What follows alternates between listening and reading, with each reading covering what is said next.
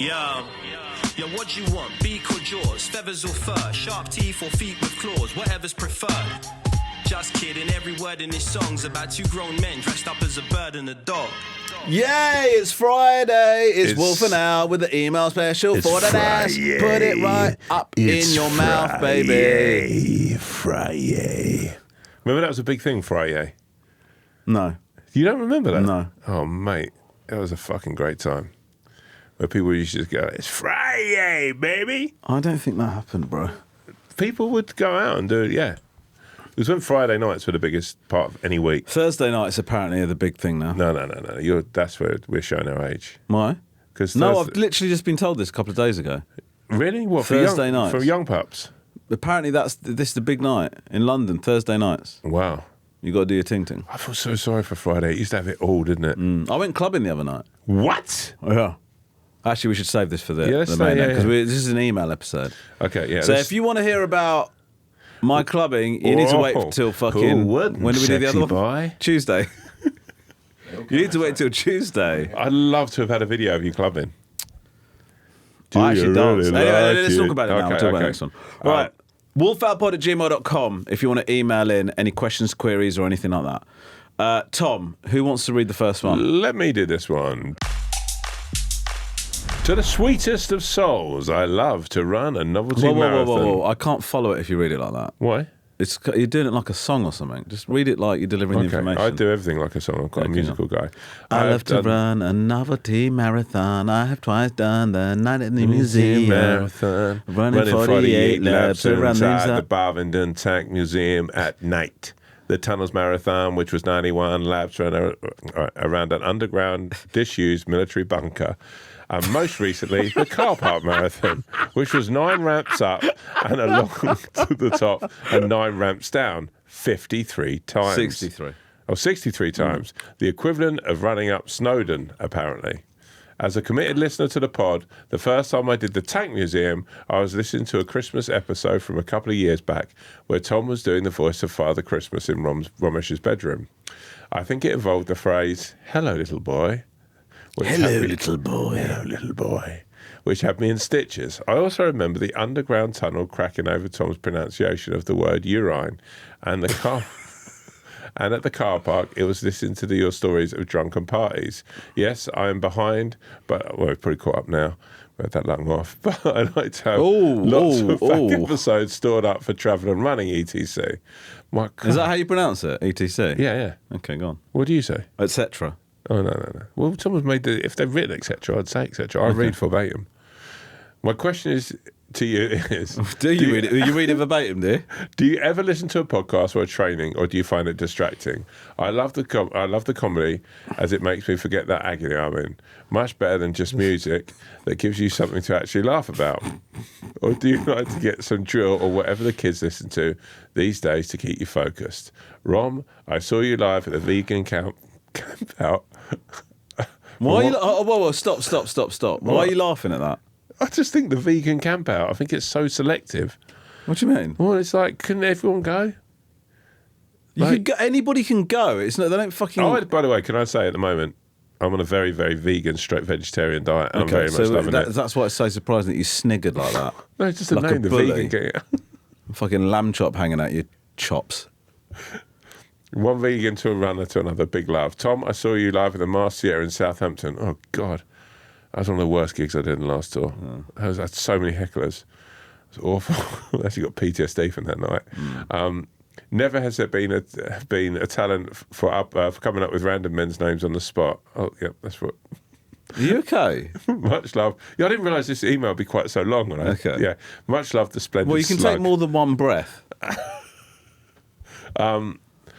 So, firstly, thank you very much for your kind words. I remember that Southampton gig significantly more differently than you. I remember it. The vegan Campout gig was fine. I bet it was.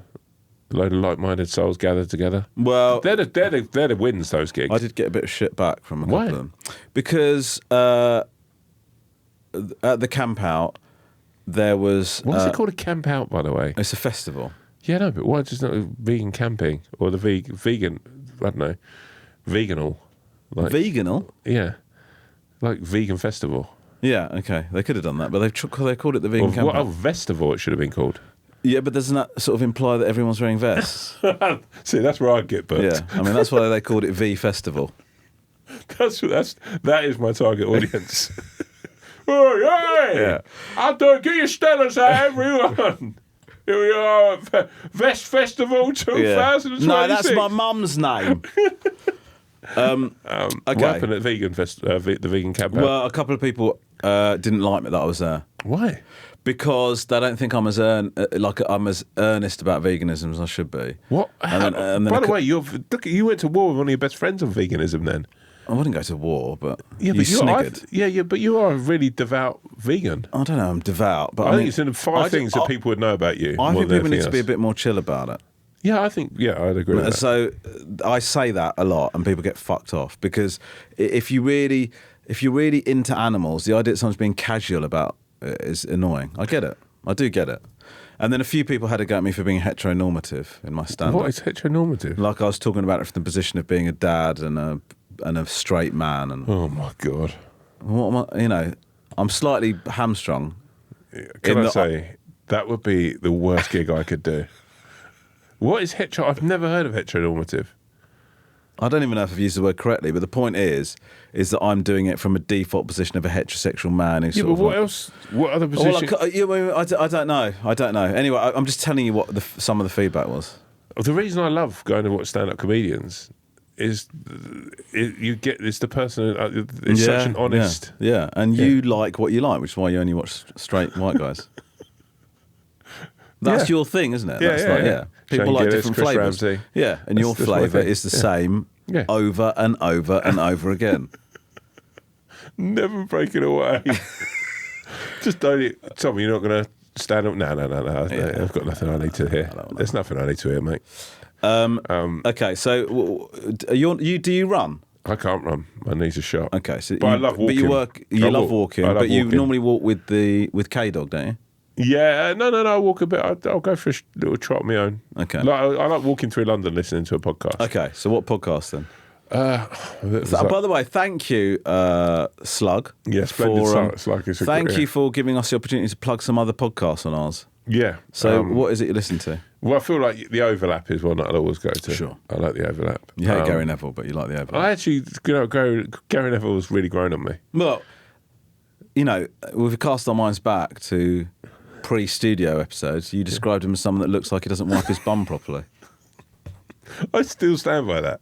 I still stand. He does look like somebody. I don't know what it is. Yeah. By the way, that's not an insult. It just means it feels like an insult.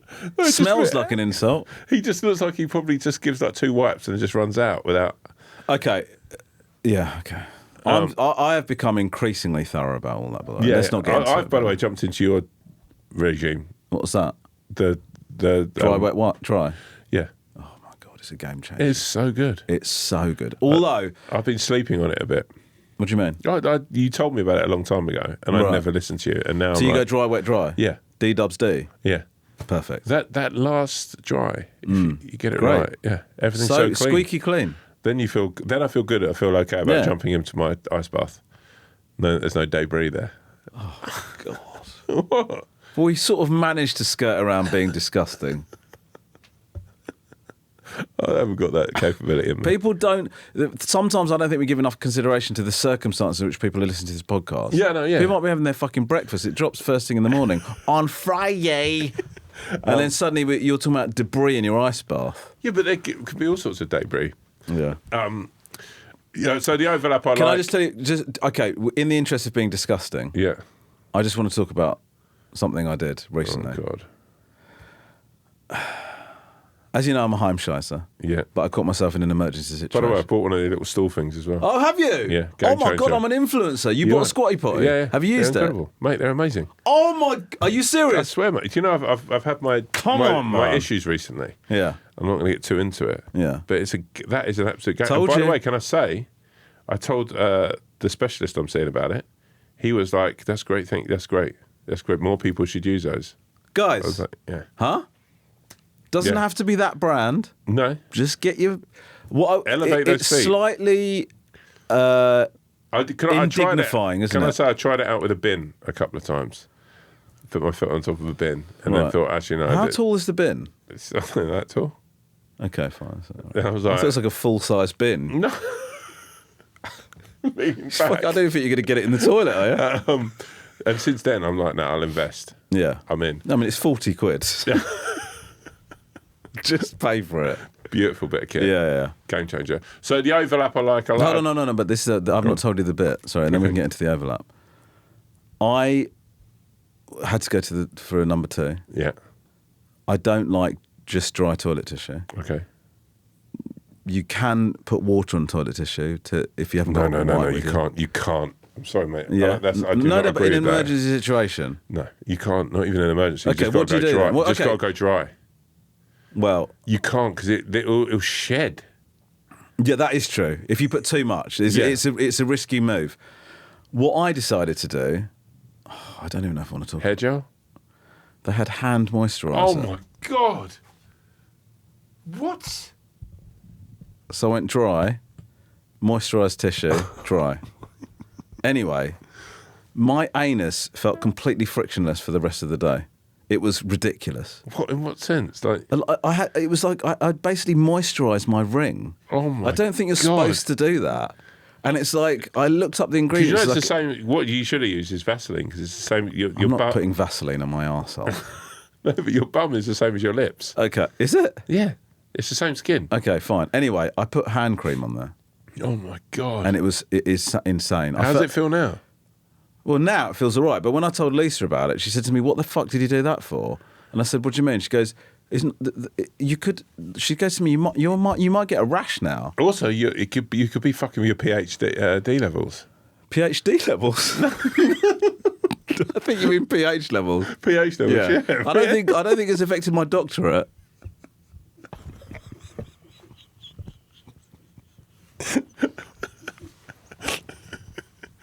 No, but your pH No, levels. I've got bad news. The uni heard about you using hand moisturiser on your anus, and now You're out. you can't graduate. Yeah, I'm sorry. You're going to fail. You're our best student, and there's a good chance that you would have been the person to cure all these horrible diseases. But we've heard what you're smearing on your butthole. Yeah, it was bad. That's a bad move, isn't it? Yeah. It's Anyway, incredible. overlap. Yeah, so the overlap I like a lot. And I'm trying to think of any others. What went wrong? Oh, what went wrong is, yeah. But I think I've completed what went wrong. They bring out others, but I'm like, they've done all the I don't know. Yeah. Also, it's brilliant. It's incredible. I love them. But at times, I feel like they're quite sneery about stuff that they did. They did one episode about The Interview, the film The Interview with Seth Rogen. Yes. And I didn't like that one. I really like that film. Yeah, I think it's a good film. It's a funny And the film. way they talk about it, and the people who might like that film feel so sort of like. Well, I mean, there's a bit of racism in the film, isn't there? Yeah, there is. Yeah. But the way But enough about your favourite bits. You liked the whole film, didn't you? Yeah, I did. But Yeah. You prick. But they're like, I mean, this is such a shit movie. It's such. I know. They're One of really the worst. I think they called it one of the worst films they'd ever Yeah, seen. and I was like, it's not And that bear in mind, bad. they've seen a lot. Yeah, I didn't think it was that bad. There's a lot of vocal fry. I really struggle to sit through this thing. I guess there are people that understand and enjoy this film. Yeah, But they're not, let's just say they're not the sort of people I'd want to hang out with. You sound like Donald Trump. I'd love to see Donald Trump do a film. He is in a film, Home Alone 2. Yeah, very quickly. Yeah. Anyway, What sorry. are you listening to, my friend? Okay, well, in response to this, in terms of like when I'm running, which I haven't done for a while now, and well, I mean, I haven't done it. Yeah, I haven't done it as much as I used to. I don't find podcast. I remember when I trained for the marathon, I listened to the Britney audiobook. Oh, I love an audiobook. Yeah, so I listened to her autobiography. Yeah. That was good. Yeah. I don't think it was read by her. God, I'd love it if she had read that. She's incredible. I get it. If Britney doesn't want to read it, I get Yeah. it. Anyway, but I find when I'm exercising, I like music. I do like music, you know. I like a bit of music. It just sort of gets you in the zone. I like you know Bruce what I mean? Springsteen when I'm working I mean, out. Lisa gets quite annoyed because I work out a lot with Lisa, and then I always choose the music, and I'm always putting on like some really kind of grimy southern hip hop on, Yeah. and it's sort of slightly. She's not into it. Was she sort of like more? She's like you. Come on, jump. that sort of thing. Yeah. For my love. Yeah, I love all that stuff. Yeah. Yeah. You two have got very similar music taste. Yeah. She likes like Oasis, Blur, Westlife. Westlife she likes. Yeah. She's, she's that vibe. Yeah. Then every now and again I'll send her songs and I go, this is great, isn't it? And she go, yeah. And then I think, has she listened to it? Yeah. I'm not convinced. I think she would. Lisa's a very honest woman. She's very honest, actually, to a fault. Yeah, I think that's the one Arguably. thing. Yeah. But I put a lot of playlists together. So, like, say for example, if I know I'm gonna hit the gym quite hard, Yeah. I'll put together a proper Can people listen to those themselves? I've made them private, but I mean, I could put them out there if people wanted them. Yeah, I've like Romy's. I've got a couple. I did a winter warmer a while ago. I remember it. Yeah. You could do a thing like you opening the thing, but like, hey everyone, it's Ranga Bee Nathan. If you're going to be lifting those big weights, you want to listen to this. And then it's like, I didn't have to do. I was asked to do the what's it called? The running. The running mix for BBC Sounds. Yeah. Where like it was like training runs, and then every now and again I'd come in and out of the mix and go, "Hope you're enjoying it. It's probably getting a bit gritty out there at the moment. Hopefully this will get you through it." A little bit of Van Halen. Oh my God, that's such a good job. You got paid for that. Yeah. These are fucking. I never get. You could do it right now. Do like a. Imagine, I don't know, what song do you want to be going out of into? Let's think Bon Jovi. Okay, Bon Jovi, Living on a Prayer. Yeah. And you're going into? Bryan Adams, Everything I Do it for you. I mean, that's a fucking... By the way, thank God you're not a DJ. Fucking hell, mate.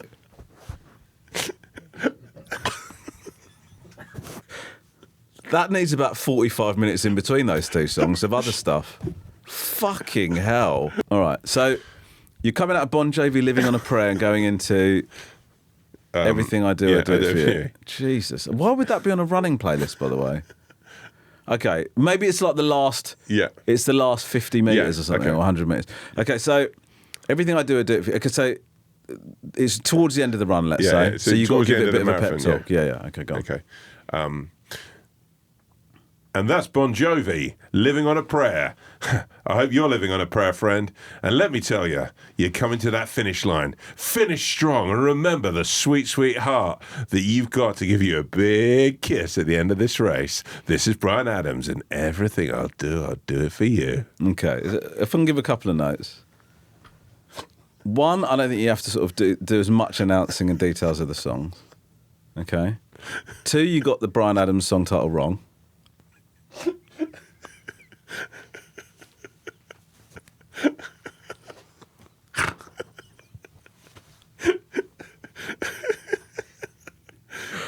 You don't have to. They're going to hear the song in a sec. Yeah, okay. So you don't have to go into that level of detail. Yeah. Also, sort of, you sort of made this assumption they've all got partners and they're all waiting for them at the finish line. Yeah, okay. Should we give it another go? Yeah, give it another go. So less detail. Less detail on the song. They're about to hear the song. Yeah, okay. So you don't have to go into that level. They're literally, the song's starting as you're talking. Yeah. Okay? God bless the DJ. Yeah. All right, go on. That's right, you're living on a prayer just like Bon Jovi. This one's coming out of the box. It's for your heart. It's Bryan Adams. What is it? Why is everything for your heart? Because it's a song that means Okay, something. but imagine you're at the end of a run. Your heart is fucking beating out your chest. Okay, what about this? Okay. That was Bon Jovi. Yeah, you're living on a prayer. Now, just take it easy on yourself. And this is Bryan Adams.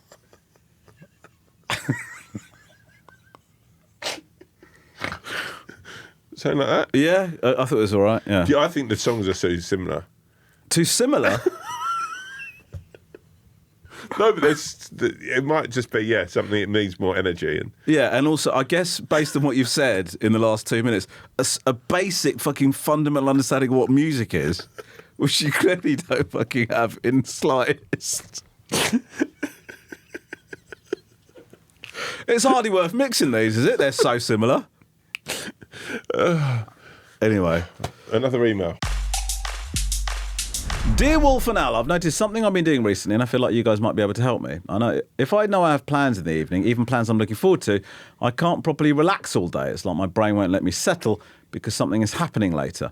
I'll hover around the house, half-start tasks, check the time constantly and mentally rehearse leaving the house. By the time the actual plan arrives, I'm weirdly tired from anticipating it. Is this normal human behaviour or have I broken my ability to exist in the present? The preoccupied puffin. Oh, Thank you so much. preoccupied pre-puff. That's nice. This What? strikes a chord with me. This is literally how I live my life. Yeah. The amount of anxiety. It doesn't affect you that much because you so rarely have plans. You jest. But aside work, but I can think. I could end up like having days of thinking about doing, like going somewhere or doing something because of a social nature. Even this is, I mean, it's one of the big killers of me when it came to doing stand up. I used to literally dread it all day. Yeah. To the point I where like that actually, with corporate. well, yeah, by the time I got on stage, I was just so fucking absolutely like exhausted from the anxiety. Yeah. That I had nothing. But I do get like this about going out. I think it's I actually think it's quite a normal thing. Unless you go, I suppose when I was younger, I used to go out all the time. Maybe I didn't. I feel old saying this, but yeah, when I was a young buck and I used to go out sort of 5-6 nights a week, I probably didn't ever really think. But then I used to think it was quite normal just to go out. Yeah. Everything I do, if I'm just going to meet I do it for you. Oh, baby.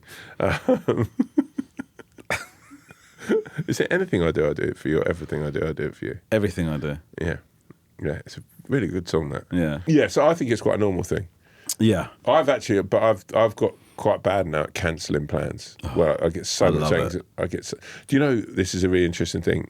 I'll be the judge of that. The therapist I'm seeing at the moment said this really interesting thing to me.